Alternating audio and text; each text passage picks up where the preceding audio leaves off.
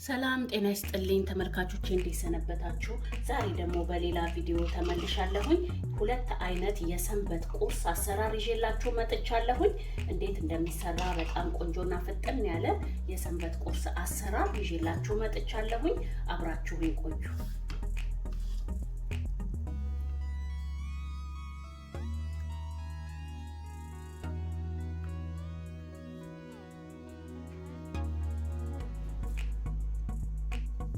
እዚህ ጋር የሚያስፈልጉኝን ነገሮች አዘጋጅቻለሁ።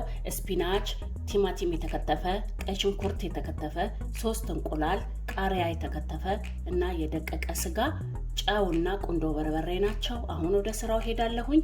አብራችሁኝ ቆዩ። እዚህ ጋር እንግዲህ መጥበሻዬን አግዬ ሽንኩርትና ዘይት አንድ ላይ ያቁላላሁኝ ነው።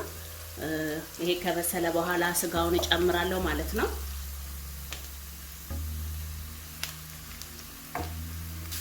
እዚህ ጋር ስጋውና ሽንኩርቱ በደንብ እንዲበስል አንድ ላይ ቶሎ ጨምሬያለሁኝ። ቶሎ እንዲበስልና እንዲቁላላ ማለት ነው።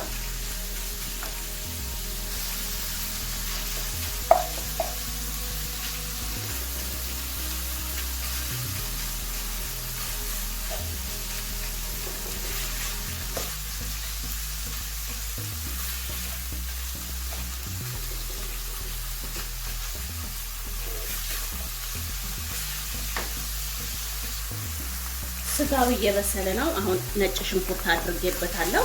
ነጭ ሽንኩርቱ ትንሽዬ ከተብላላ በኋላ ቲማቲም አረግበታለሁ።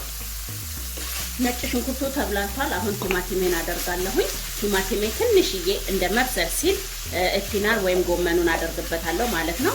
ምክንያቱም በተፈጥሮ ጎመን ኤፒናር የመብሰል ባህሪ ስላለው ቶሎ እሱን ወደ መጨረሻ ነው የማደርገው።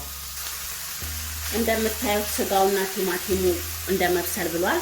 አሁን ኤፒናሩን ከትፌ መጥቻለሁኝ። ድቅቅ አድርጌ እሱን ጨምርና አንድ ላይ ልውስ አደርገዋለሁ።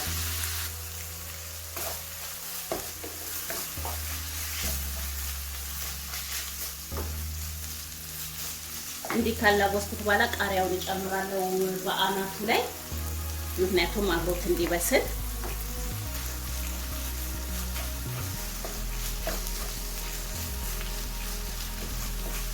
በጣም ቆንጆ የሆነ ምግብ ነው። በጣም ቀላልና ፍጥን ያለ ምግብ፣ ለቁርስ የሚሆን ቶሎ የሚበስል ነገር ነው።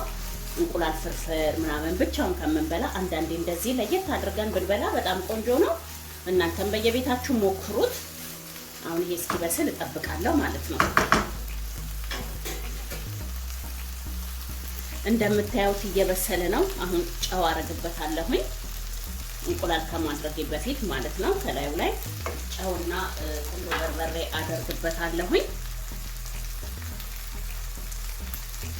ከዛ ይሄ ትንሽ ከተብላላ በኋላ እንቁላል እጨምርበታለሁ ማለት ነው።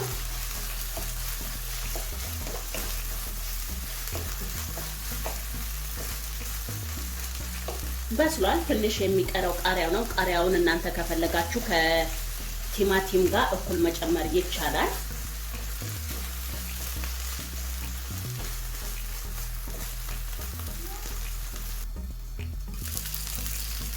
እንደምታዩት በስሏል። አሁን እንቁላሉን እጨምራለሁ ማለት ነው። ውሃው ምጥጥ አድርጎታል። አሁን ቆንጆ ሆኖ ይወጣልኛል ማለት ነው። አሁን እንደዚህ ድምድም ካደረኩት በኋላ እንቁላሉን እጨምራለሁ ከላይ።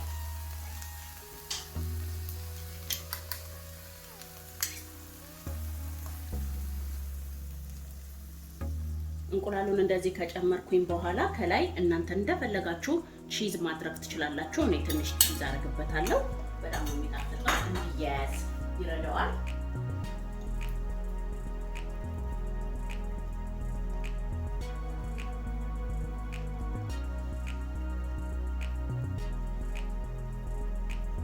ከዛ ለትንሽ ደቂቃ እንጠብቀዋለን፣ እንገለብጠዋለን። ዳር ዳሩን እንዲያስለቅቅና እገለብጠዋለሁኝ።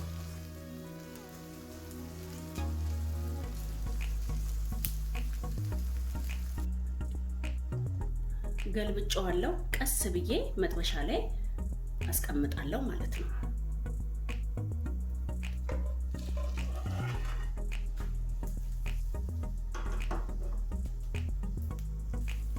አሁን በስሏል።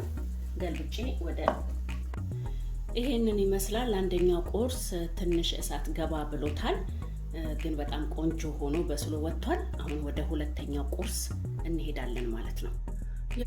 የሁለተኛ ቁርስ አሰራር ደግሞ እዚህ ጋር ሁሉንም ነገር አዘጋጅቻለሁ። ዱቄት እዚህ ጋር በዚህ ማንኪያ በሾርማ ማንኪያ 4 አድርጌያለሁኝ። 3 እንቁላል አለኝ፣ ቀይ ሽንኩርት የተከተፈ፣ ቺዝ አለኝ፣ ቲማቲም የተከተፋለኝ፣ ቁንዶ በርበሬና ጨው አለኝ። እዚህ ጋር ውሃ አለኝ። አንድ ላይ ለውሳለሁ ማለት ነው። አብራችሁኝ። ያው መጀመሪያ ጨውና ቁንዶ በርበሬውን እጨምራለሁኝ።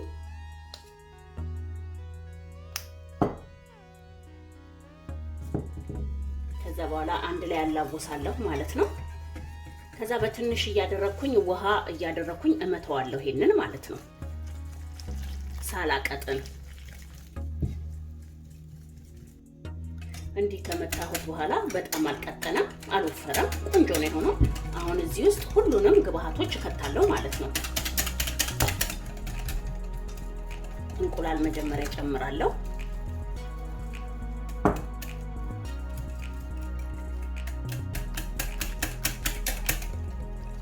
በጣም መመታት አለበት። እመታለሁ። እንደዚህ በደንብ ከመታሁት በኋላ ሽንኩርትና ቲማቲሙን አንድ ላይ ጨምራለሁ።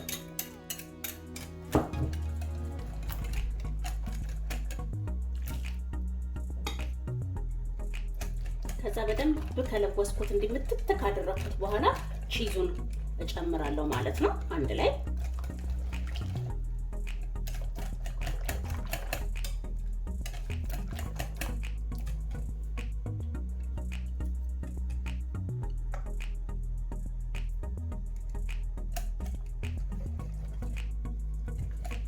ከዛ እንደዚህ ከተለወሰ በኋላ መጥበሻዬን አግዬ እጋግራለሁ ማለት ነው።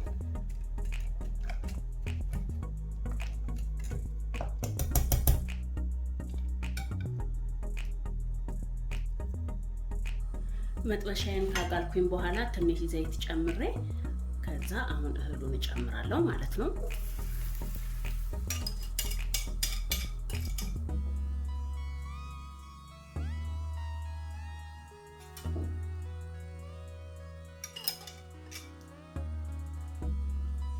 ከዛ እስኪበስል መጠበቅ ነው።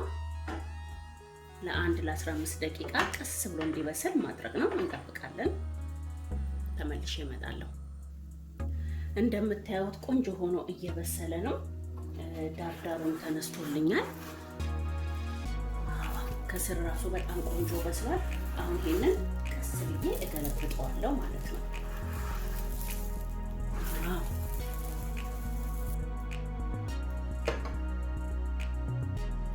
አሁን ቀስ ብዬ እዚሁ ላይ እመልሰዋለሁ።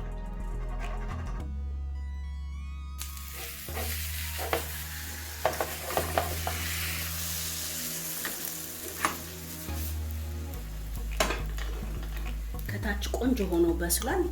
አሁን የላይኛውን ገልብጫዋለሁኝ። እንግዲህ በጣም በስሏል። በጣም ቆንጆ ሆኗል። ከስርም በጣም ቆንጆ ሆኖ በስሏል። አሁን እገለብጣለሁኝ።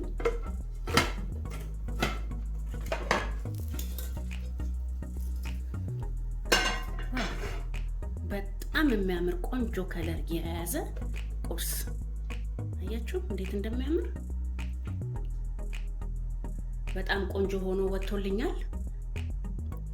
እንግዲህ ይሄንን ይመስላል የሰንበት ቁርስ። 2 አይነት የሰራሁት በጣም ቆንጆ ሆኖ ወጥቶልኛል። በጣም ይጣፍጣል እና እናንተም በየቤታችሁ ሞክሩት፣ ትወዱታላችሁ። ከወደዳችሁት ላይክ፣ ሼር፣ ኮሜንት ማድረግ አትርሱ። ለምታበረታቱኝ በሙላ በጣም ነው የማመሰግነው። እጅግ በጣም የናንተ ኮሜንት መስጠት የናንተ አስተያየት ለኔ ትልቅ ብርታት ሆኖኛል። ብዙ ነገር አዳዲስ ነገር ይዤ እንድመጣ ረድቶኛልና እጅግ በጣም አመሰግናችኋለሁ። ባላችሁበት ሰላም ሁኑልኝ። በሌላ ቪዲዮ እስከምንገናኝ ድረስ ሰላም ቆዩ። ባይ